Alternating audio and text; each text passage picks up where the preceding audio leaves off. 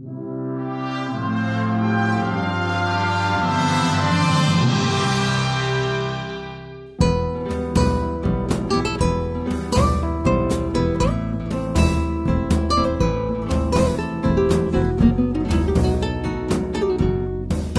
tardes, José María, actualmente diputado y vicesecretario adjunto del Partido de Ciudadanos.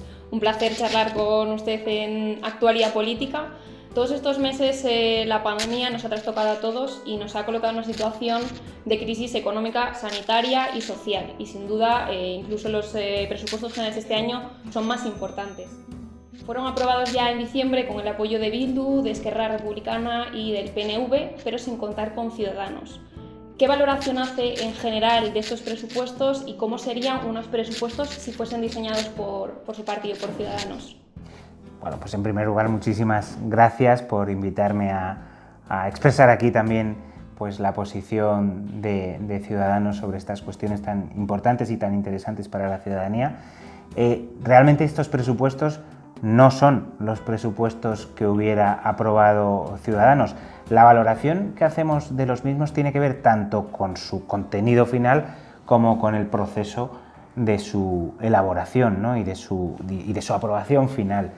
Evidentemente, lo peor que nos parece de estos presupuestos es que han sido pactados con las formaciones políticas o con algunas formaciones políticas cuyo objetivo pues es básicamente destruir España, disolver España y salirse de España, ¿no? Por aquellos que la representan en el Parlamento. Por lo tanto, difícilmente unos presupuestos para España van a ser buenos si han sido pactados y por lo tanto condicionados con unas formaciones políticas que lo que quieren es romper España. Y no es una cuestión opinable, es que lo dicen ellos. Su objetivo último es romper España. Por eso son unos presupuestos que están llenos de concesiones o bien directas y sin mucha ocultación hacia esas formaciones políticas o pactados con contrapartidas ocultas que por desgracia creo que veremos en los próximos meses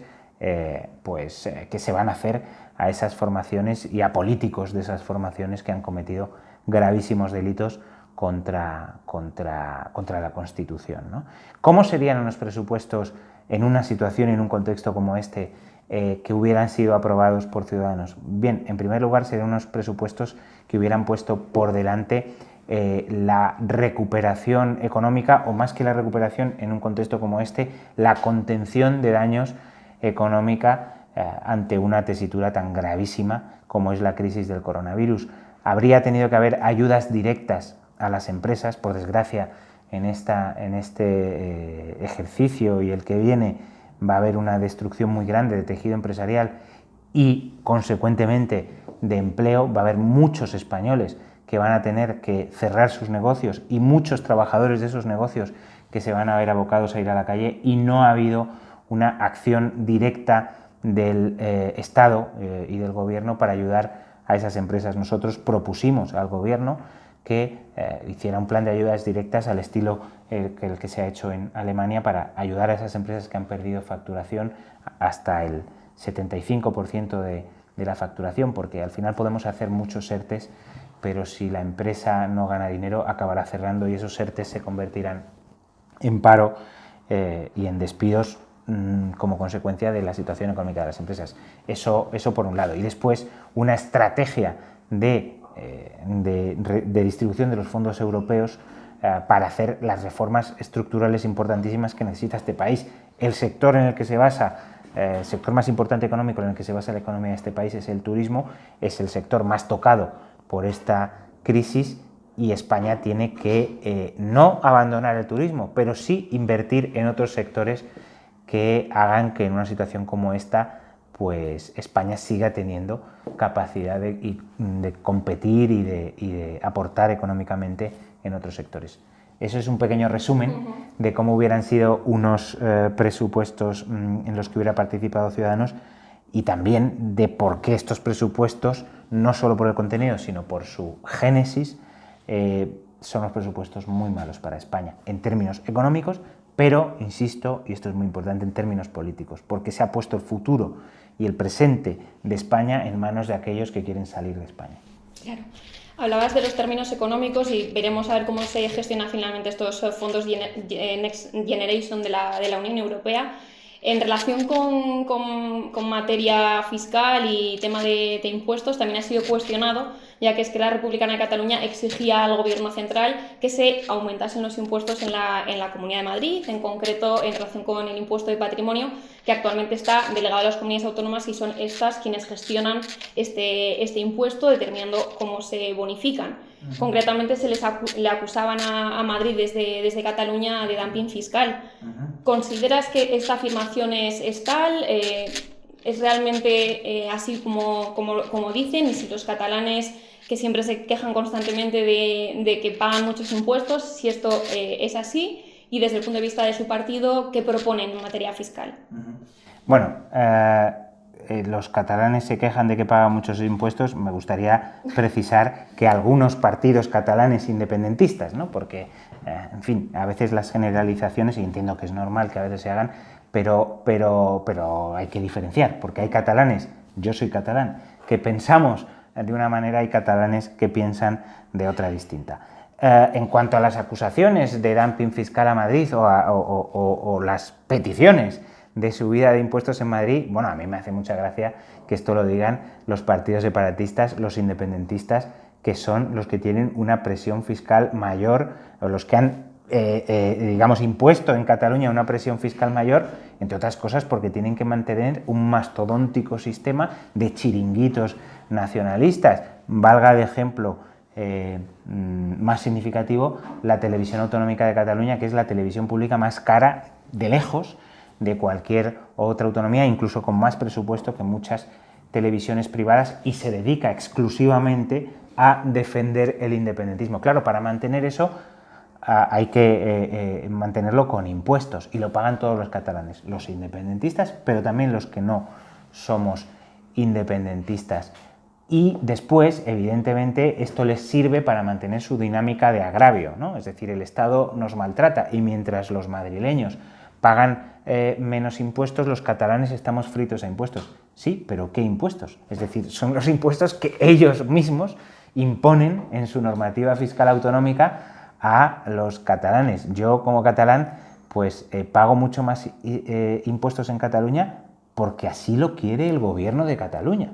El gobierno, hasta hace poco de Torra, hoy de el señor Aragonès, Esquerra Republicana, Junts per Catalunya, que ponen impuestos para todo, para todo. Por lo tanto, esas acusaciones de dumping fiscal simplemente sirven para desviar, o entiendo que ellos lo que quieren es desviar la atención sobre su nefastísima gestión.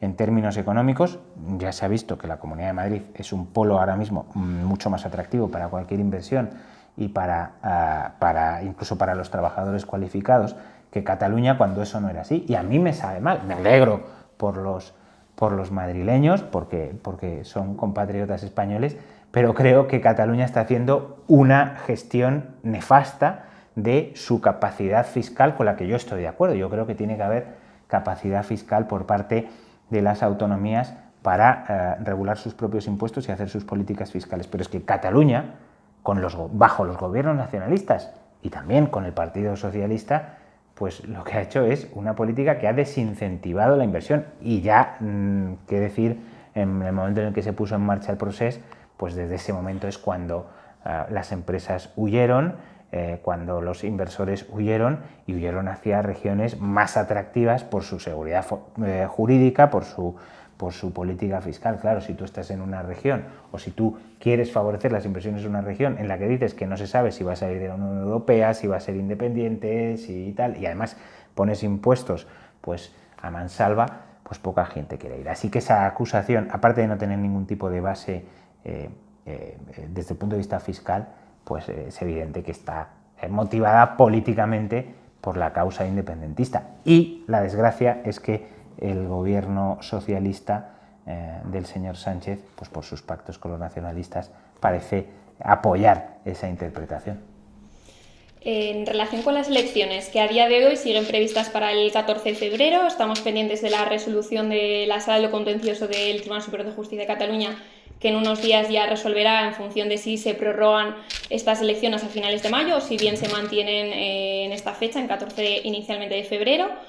Me gustaría preguntarle, porque en las pasadas elecciones Ciudadanos obtuvo 36 escaños, ¿qué posición va a tener en estas elecciones con el contexto actual en Cataluña? Y también tengo que preguntarle por la candidatura de nuestro, todavía, aunque no por mucho tiempo, ministro de Sanidad, Salvador Illa, en relación con los sondeos que prevén que se incremente y que tenga mejores posiciones el PSC en estas próximas elecciones. ¿Considera que tiene una actitud responsable y si los ciudadanos nos merecemos que nuestro ministro de Sanidad nos abandone en mitad de esta pandemia para dedicarse a intereses más bien partidistas? Bueno, son muchas cuestiones en relación con el 14 de febrero. Ya veremos si son el 14 de febrero, todo apunta a que sí, porque realmente ha habido bastante enrevesada la situación por ese aplazamiento en el que no había precedentes ni una base, digamos, jurídica firme, no había una seguridad jurídica clara para poder llevarlo a cabo de una manera clara, valga la redundancia.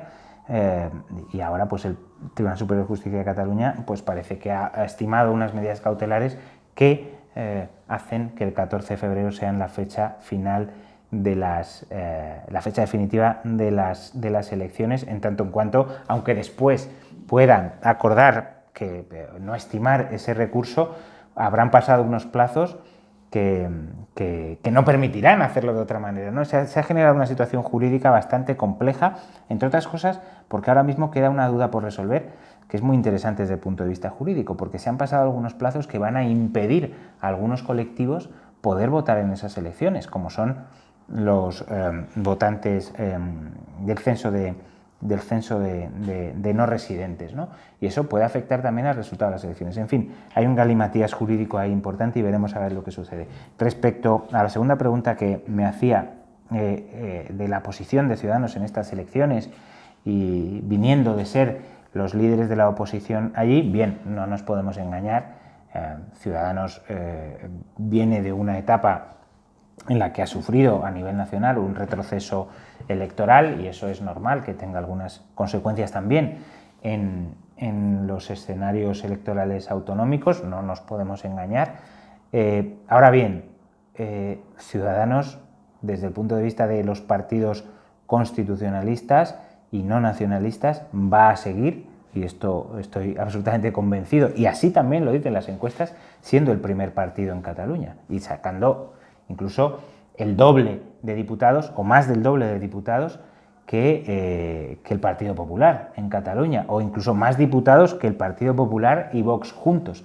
Esto será así, por mucho que mucha gente esté empeñada en decir que, bueno, si Ciudadanos y la caída de Ciudadanos y demás, bueno, pues habrá que verlo después, porque ya le digo yo que ni el PP ni Vox van a sacar ni la mitad de los diputados que va a sacar Ciudadanos en las próximas elecciones catalanas. Y respecto a la candidatura del ministro Illa, pues me parece una constatación de lo que le importa al PSOE y al PSC la gestión de los problemas reales de los españoles. Están pensando exclusivamente en los escenarios electorales, porque a ningún gobernante con un mínimo de ética se le ocurriría cambiar al responsable de la gestión de la mayor crisis que ha tenido nuestro país, posiblemente en el último siglo, o casi en el último siglo, en plena pandemia y en plena tercera ola que va a ser, por desgracia, y parece que los datos lo confirman, peor incluso que la primera.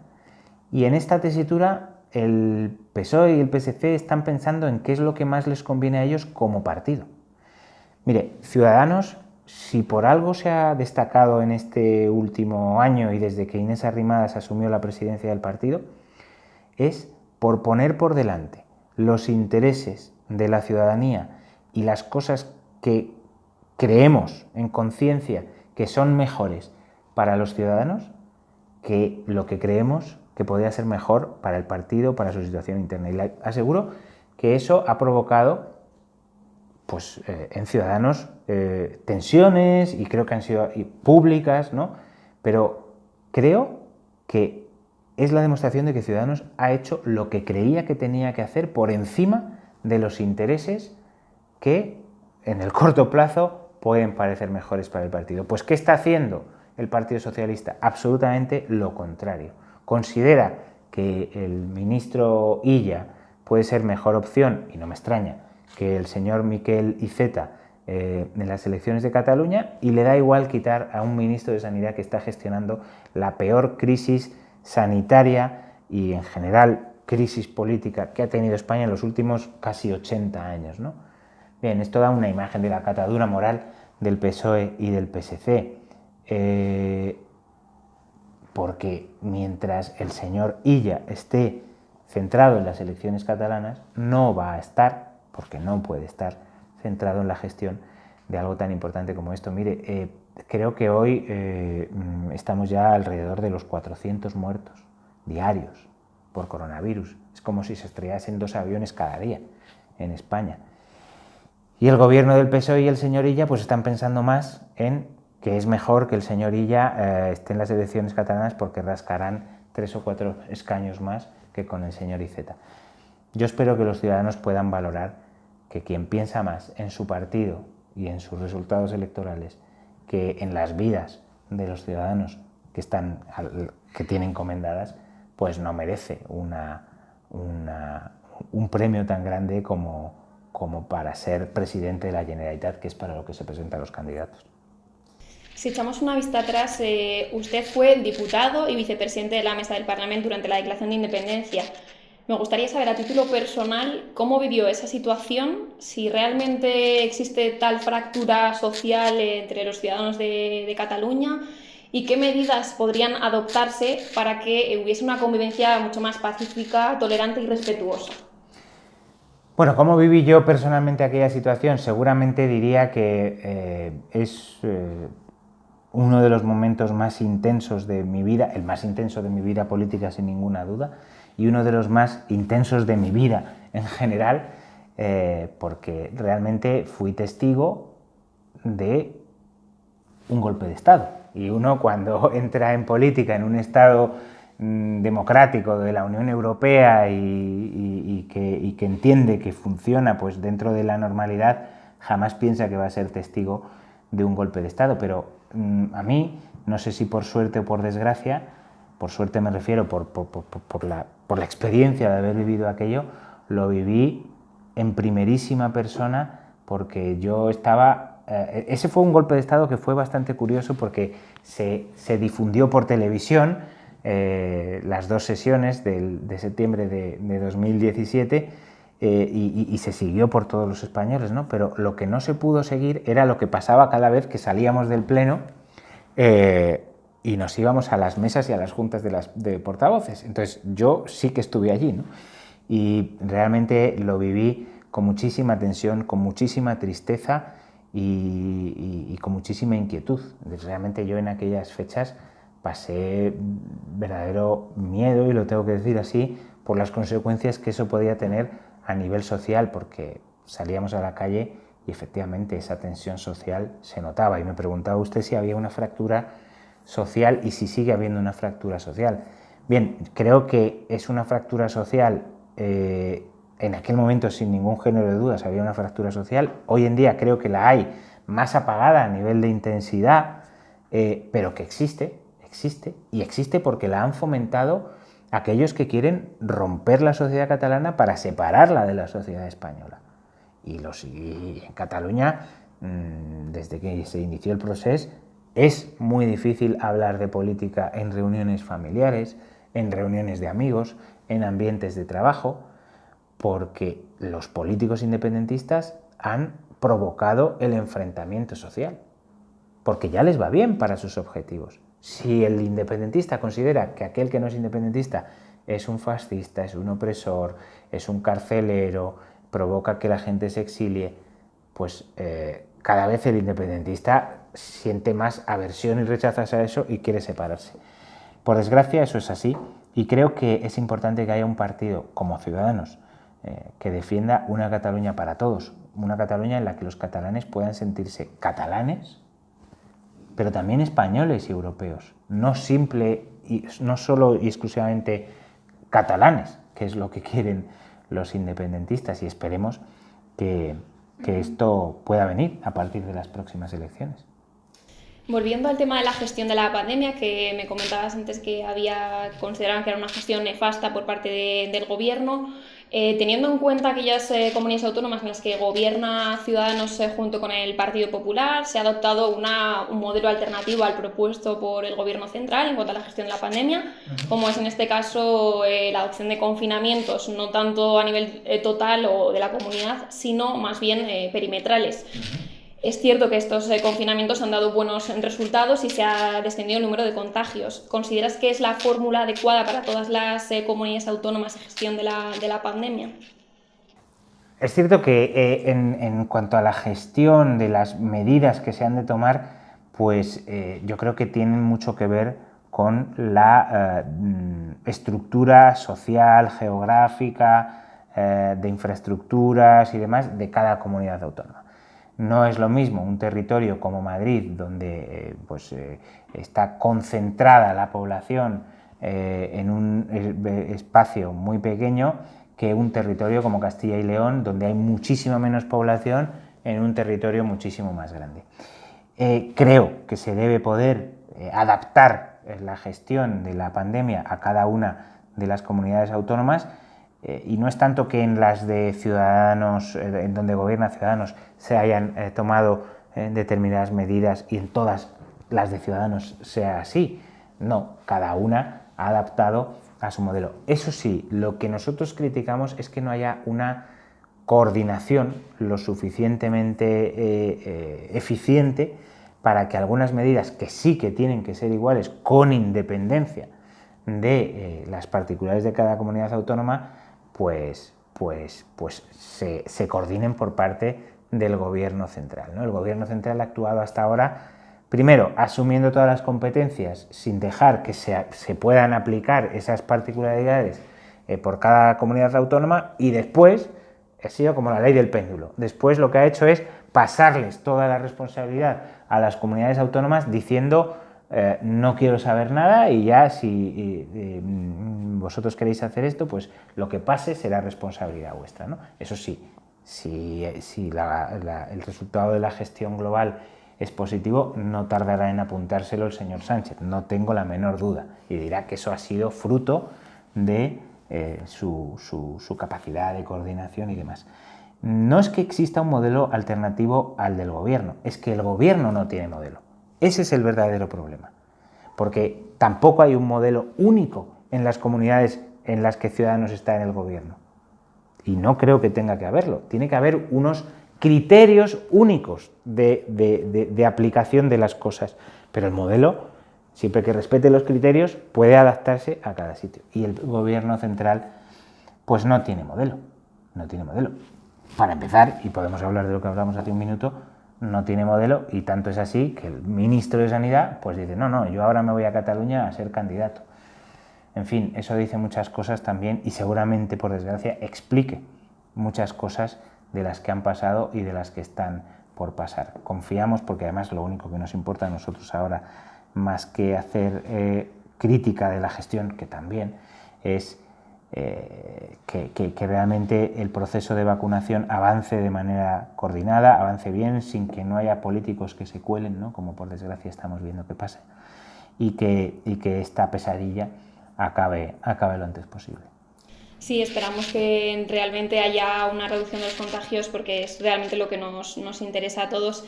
Y ya para finalizar, en unos tiempos en los que parece que el marketing político o el discurso partidista prima sobre lo que en realidad está sucediendo y lo que percibimos los ciudadanos, ¿usted considera que la verdad ha dejado de importar en política?